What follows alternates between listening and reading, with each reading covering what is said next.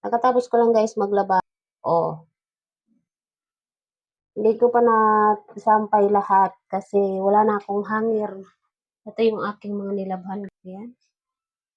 Yan yung aking mga nilabhan. Ngayon, titingin tayo kung ano na naman ang mailuluto natin dito sa ating mahiwagang rep. May laman pa naman yung rep ko guys. Ayan oh. Ito na lang manok. Kami ditong ano guys oh. Ulam-ulam. Ito oh, mga ano to, mga tira-tirang ulam na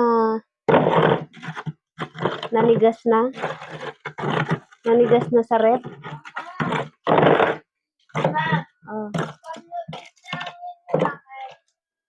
Tapos ito yung ano oh, gulay na gata to guys oh, kamansi. Nilagay ko sa freezer para hindi masira. Ito Shanghai to. Pata. Pero ito na lang manok oh. Ito na lang yung lulutuin natin. Ito na lang yung iluluto natin guys, itong manok na ito. Ano siya? Wings. Pak ng manok. Masarap ito. Ano kayang luto masarap dito? Prito ko na lang yata ito. Prito ko na lang ito guys. Lagyan ko ng ano, starch. Hindi, ano. Wala akong maisip na maluto nito guys, kundi prito. Kama sa palengke bumili. Ayan. So, ito na guys, na-marinate ko na yung aking wings. Lagyan natin ng isang itlog. Kasi piprito natin.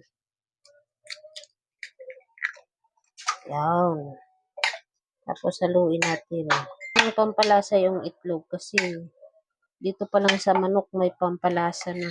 Magdoble-doble naman tayo ng lasa.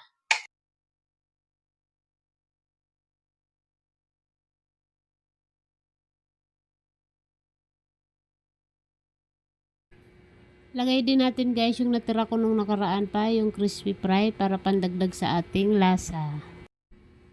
Mix natin yan mga yabs para ano, magsama-sama yung ingredients niya. Nagtatrabaho kasi guys yung anak ko. Siya nagtrabaho. Yung anak ko magtatrabaho. Ito na guys yung ating chicken wings. Maluluto na. Malapit na maluto. Medyo tostahin natin ng konti. Ito lang naman ang masarap. Guys, luto na yung unang salang natin na chicken wings. Ibang laman yun gusto kong kainin. Charis. Ito na siya guys. Oh, yummy.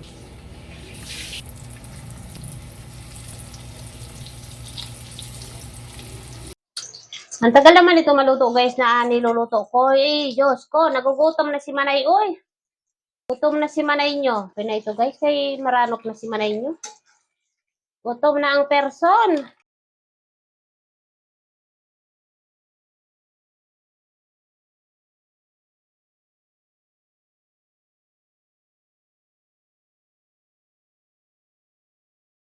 Ito na guys, yung ating manok, luto na. Yummy.